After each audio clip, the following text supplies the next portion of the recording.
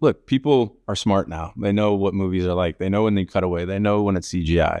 And I think the more that you can do real, the more they'll feel it. Guys, this movie is phenomenal. Thanks so much for taking the time. What's up, man? Yeah. Cole is very passionate about running the legitimate footage of the moon landing, even though they kind of are indistinguishable. For you as a filmmaker, as a creative, have you ever had that moment where the CGI and the practical seem interchangeable, but you were very passionate about going the practical route?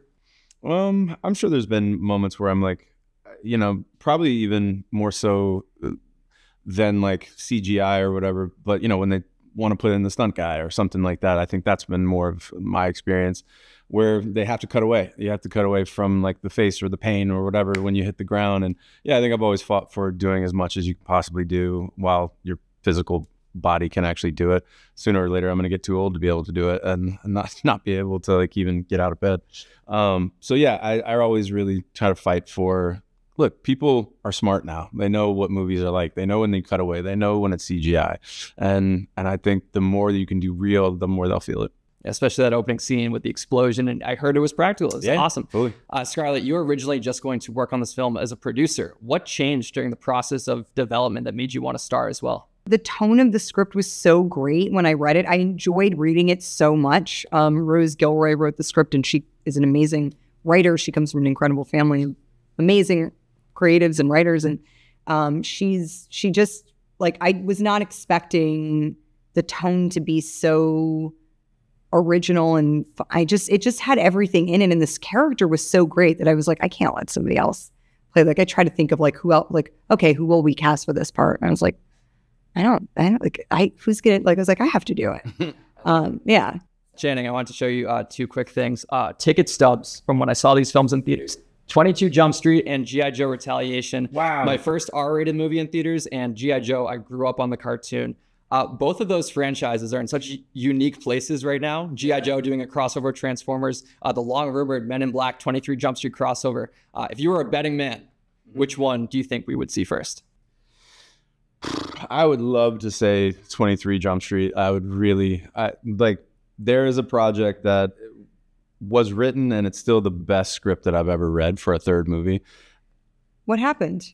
It's just a lot of bureaucracy, like kind of above the line stuff that it's really hard to get it made, and we've been trying to get it done. And how is that possible? I agree. That's crazy. It's amazing that you keep these. Of course, yeah. But yeah, I want to say, I'm gonna put some good juju out there, and I'm gonna say 23. I would love to see 23. I would love to do it with Jonah. Jonah, I know, wants to do it. We would love to just get to go play again. Hopefully this sparks new life into it. Really quick, Scarlett, Jurassic World is up next for you. What about that film made you want to return to franchises? Everything. I'm like an enormous Jurassic Park fan. It was like one of the first films I remember seeing in the theater. I remember seeing it so vividly. It was like life-changing. When I saw, it was mind-blowing. And I am like, I cannot express how excited I am. The script is so incredible. David Koepp wrote it. He returned after like 30 years to write the script, and he's so passionate about it, which is so awesome. And I'm such an enormous like fan of the franchise and huge nerd for it. I'm just like, I'm pinching myself. I've been trying to get into this franchise like any possible way for the last, over 10 years. And, it's like, I'll, die in the first 5 minutes. I can get eaten by whatever. Like, I'll do the craft service. Like, I'll do anything for it. So like the fact that it's happened in this way at this time just is, it's actually unbelievable. I can't believe it. Awesome. So much to look forward to, especially this film in July. I'm so stoked for the world to see it. Channing, before we go, just in case you need that in July. Just in case. Yes, sir. Hell yeah, dude, I know. And I want to start with you talking about this film. You played Kelly's assistant, Ruby. So you're basically shadowing Scarlett Johansson throughout this entire production in your first feature film, which is pretty wild to say out loud. What are some things you learned from Scarlett as an actress when the cameras weren't rolling?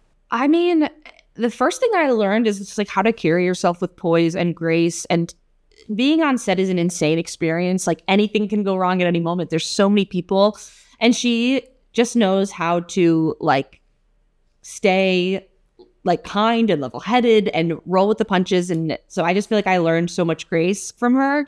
And then it was so funny. We shot a scene on the plane and she had her scenes in front of her and she like marked a little word. And I was like, what was that? What did you do? And then she was like, okay. Like I was becoming so assistant and in real life too. But she's, yeah, I feel like it's an acting masterclass being around her. I love that. Jim, Lance is said to be one of the best unsung directors in Hollywood, the director that you play. For someone, flipping the question to your career, who's someone who hasn't received their flowers that you've worked with in a directing capacity that you want to shout out right now? Well, she's a good friend of mine, and she did a movie called The Kill Room named Nicole Payon, and so I hoped that we'll be hearing her name a lot more. If I had a nickel for every time you were going to return as a dean in a feature film at some point in the next couple of years, I'd have 2 nickels. Which is crazy, but it's weird that it's happened twice. You're returning as the dean of MIT in Ironheart, and you're also returning as the dean in the Community movie. I would just love to get your thoughts on reprising both of those roles. Well, it's great. I mean, the reason the Ironheart thing happened because the Russos were doing Civil War, Captain America, and they were already I think Yvette did one, a different movie. Ken was in one. I think they loved to plant Easter eggs. I think they had the truck from Arrested Development in one of the big fights too. So they're credited for expanding my dean. But yeah, it seems like I guess I have a look that is a failed leader, a failed leader of educational institutions, and I take that with pride. Yeah, no, I think you're a fantastic leader. We'll wrap with this one, guys. It's said in this movie that one giant leap for all mankind was unscripted. What do you guys think is the best unscripted line that you've either heard or have delivered in your career? Good Lord. Oh my, me. It's anything that Jim said. We had a running gag where Jim would get my name wrong throughout the movie because my name is Ruby in the movie. Bit of it, so he would call me Opal, he would call me Topaz, and it would just show up here and there throughout the movie. And so that was a great running bit that would surprise me even. Yeah. I'm trying to think of a word that I know these big picture questions. It's hard to put you on the spot for. Yes, from myself or from Anna. Either or. Whichever one's better. I just said you because I'm just such a big fan. Okay. Thank you. I'm gonna talk about myself. No, there was this.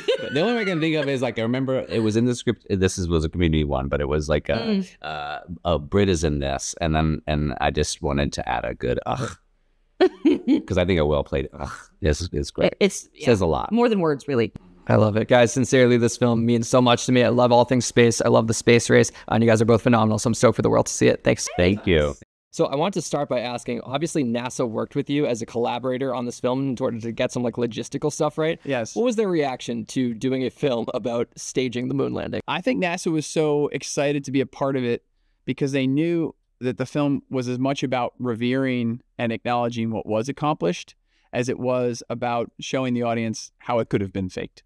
And I think if the raison d'etre and the theme of the movie wasn't about the truth ultimately, I think they might have had a different perspective, but they were so participatory in every way. How we shot, where we were allowed to shoot. I mean, I think we shot more for a narrative film inside the VAB and around there than anyone ever has. And it was an awesome experience. And it gave everybody on the movie that worked on the film a sense of the importance of it. And we hope that translates obviously in the movie. Oh, absolutely. And this is only your 4th time directing a feature film. And to my knowledge, it's your first time that you've kind of slotted in for someone. Jason Bateman originally tapped to direct this film. What about just all of the surroundings of this film, the spaceness, the cast, the story attracted you to actually sit in the director's chair? Yeah. So I'm not a director by nature. I don't wake up every day being like, what am I going to direct today? You know, like I am a storyteller. And so I'm drawn to stories. And I read this script by Rose Gilroy, and it reminded me of like when I was a kid going to the movies in the 80s every weekend. If you ever just take a trip and just see the kinds of movies that were all playing against each other on the weekends in the 80s, like it was unbelievable what was out.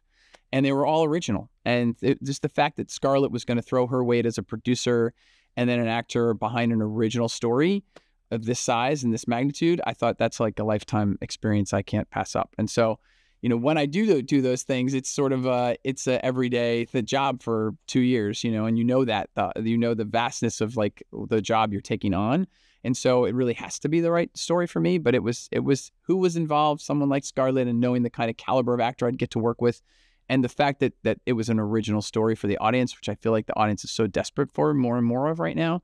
And that was why. And one of those actors that you got to work with that you personally recruited to this film, Mr. Ray Romano, I was reading that you wrote him a letter to convince him to join. I wrote a fan letter. I love that. And what about, in the age of phone calls and emails, what about handwriting something appealed to you? And what was his reaction to that specific gesture? He spent the whole first half of the Zoom being like, no one's ever written me this kind of letter before. Why are you doing this? Like, this is a little weird.